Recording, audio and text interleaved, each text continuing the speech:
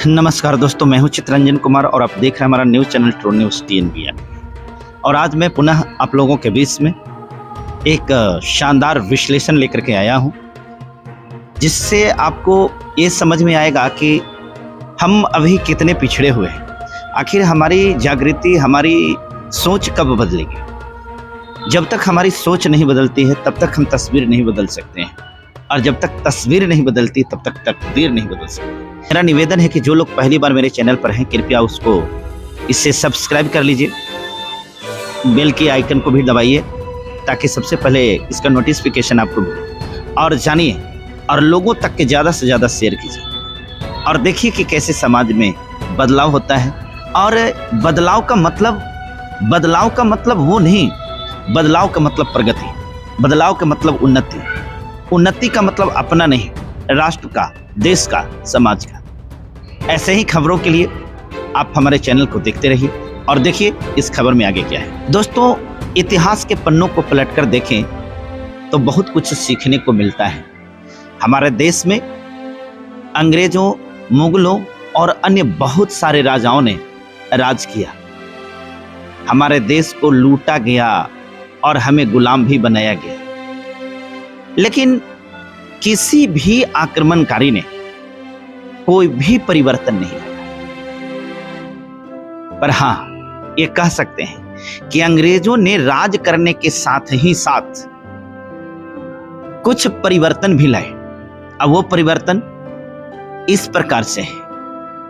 पहला परिवर्तन यह था कि ब्राह्मण जज पर रोक लगाई। 1919 ईस्वी में अंग्रेजों ने ब्राह्मणों के जज बनने पर रोक लगा दी थी, और अंग्रेजों का कहना था कि ब्राह्मणों का चरित्र न्यायिक नहीं होता है, अर्थात वो जज बनने के योग्य नहीं होते, उनका चरित्र अच्छा नहीं होता है। कहने का मतलब साफ छवि नहीं होती है। इस प्रकार से हिंदू ग्रंथ मनुस्मृति की वर्ण व्यवस्था जाति पर आधारित न्याय करते हैं। दूसरा, सरकारी सेवाओं में प्रतिनिधित्व पर भी प्रतिबंध जो था उसको भी चालू किया। अंग्रेजों ने शूद्र वर्ण की जातियों को जो सरकारी सेवाओं में गवर्नमेंट ऑफ इंडिया एक्ट के माध्यम से प्रतिनिधित्व देने की व्यवस्था किया। जी हाँ, ये अंग्रेजों के द्वारा किया गया है। तीसरा, जो एक प्रथा चल रही थी, गंगा दान प्रथा। शूद्रों को सबसे पहले लड़कों को जब जन्म लेता था तो उसे ब्राह्मण को दान करना पड़ता था, और वो गंगा में डाल दिया करते थे, क्योंकि वे जानते थे कि पहला बच्चा हिष्ट पुष्ट होता है और वो हमसे टक्कर लेगा।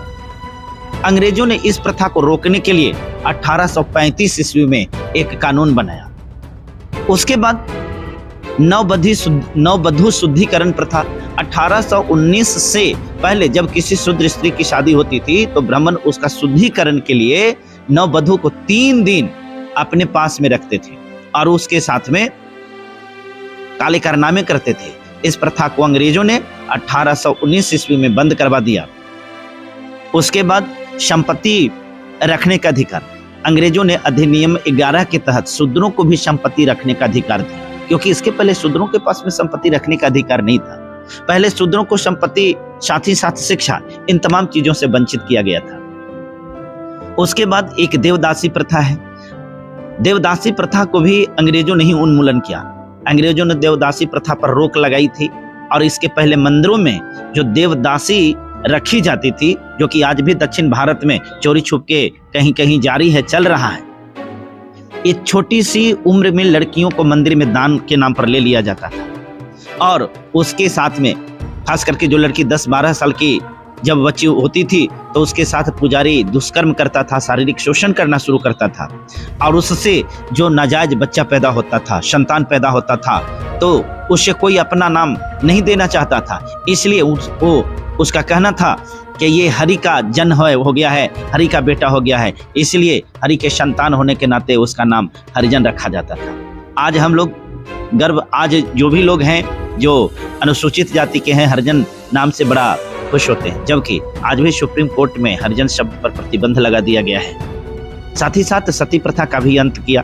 सती प्रथा बंद करवाने में अंग्रेजों का काफी योगदान रहा, और अगर ये हस्तक्षेप नहीं किया होता तो ये बंद नहीं होता। पहले जानते थे कि पति को मर जाने के बाद उनकी पत्नियों को भी जलती हुई चिता पर सती होना पड़ता था, इसलिए इसका नाम सती प्रथा था, जिसे 4 दिसंबर 1829 को ब्रिटिश सरकार ने रोक लगा दी। और इस प्रकार से कह सकते हैं कि नारी के साथ हो रही विभत्स घटना को रोकने का काम किया। और इस प्रकार के पता नहीं कितने सारे अंग्रेजों ने हमें अधिकार दे करके गया।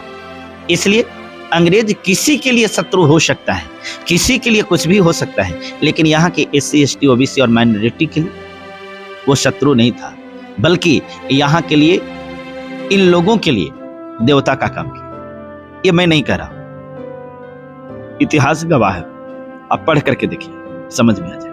बहुत बहुत शुक्रिया।